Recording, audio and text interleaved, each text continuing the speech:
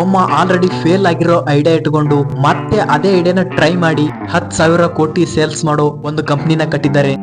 1999 ದಾಗ ಫಂಡರ್ಸ್ ಸೇರ್ಕೊಂಡು ಫ್ಯಾಬ್ಮಾರ್ಟ್ online ಗ್ರೋಸರಿಯ business ನ ಶುರು ಮಾಡ್ತಾರ. ಆದ್ರ ಆ ಟೈಮ್ನಾಗ ಇಂಟರ್ನೆಟ್ ಬಳಕೆ ಜಾಸ್ತಿ ಇರ್ಲಾರ್ದೆ ಆ ಬಿಸ್ನೆಸ್ ಆ ಟೈಮ್ನಾಗ ಫೇಲ್ ಆಗ್ತದ. ಅದೇ ಹಳೆ ಫಂಡರ್ಸ್ ಹರಿ ಮೆನನ್ನ ಮತ್ತು ಅವ್ರ ಟೀಮ್ ಸೇರ್ಕೊಂಡು 2011 ಬಿಗ್ ಬಾಸ್ಕೆಟ್ ಅನ್ನೋ ಹೊಸ ಆನ್ಲೈನ್ ಗ್ರೋಸರಿ ಬಿಸ್ನೆಸ್ ನ ಶುರು ಮಾಡ್ತಾರ. ಕಸ್ಟಮರ್ಗ ಅವಶ್ಯಕತೆ ಇರೋ ಅಥವಾ ಮನಿಗೆ ಹತ್ತೋ ಎಲ್ಲಾ ಪ್ರಾಡಕ್ಟ್ ನ ಅವ್ರ ಮನೆಯಾಗ ಕೂತ್ಕೊಂಡೆ ಆರ್ಡರ್ ಮಾಡಬಹುದು ಅಂತ ಹೊಸ ಐಡಿಯಾನ ಕ್ರಿಯೇಟ್ ಮಾಡ್ತಾರ. ಬೇಸಿಕ್ ನೀಡ್ ಏನೇನದ ತರಕಾರಿ ಆಗ್ಲಿ ಅವ್ರ ಮನೆಗೆ ಹತ್ತೋ ಪ್ರಾಡಕ್ಟ್ ಆಗಲಿ ಎಲ್ಲಾನ ಆನ್ಲೈನ್ ಆಗ ಆರ್ಡರ್ ಮಾಡೋಂತಹ ಒಂದು ಹೊಸ ಬಿಸ್ನೆಸ್ ನ ಸ್ಟಾರ್ಟ್ ಮಾಡ್ತಾರ.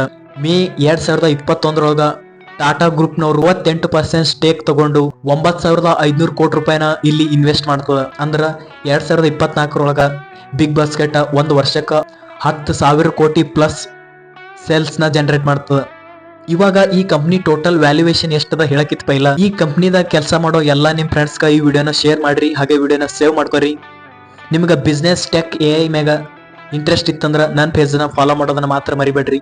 ಈ ಕಂಪ್ನಿಗ ಪ್ರೆಸೆಂಟ್ ವ್ಯಾಲ್ಯೂಯೇಷನ್ 3.2 ಬಿಲಿಯನ್. ನೆಕ್ಸ್ಟ್ ಯಾರು ಸ್ಟೋರಿ ಮಾಡ್ಬೇಕನ್ನೋದು ಕೂಡ ಕಾಮೆಂಟ್ ನಾಗ ಮೆನ್ಷನ್ ಮಾಡ್ರಿ.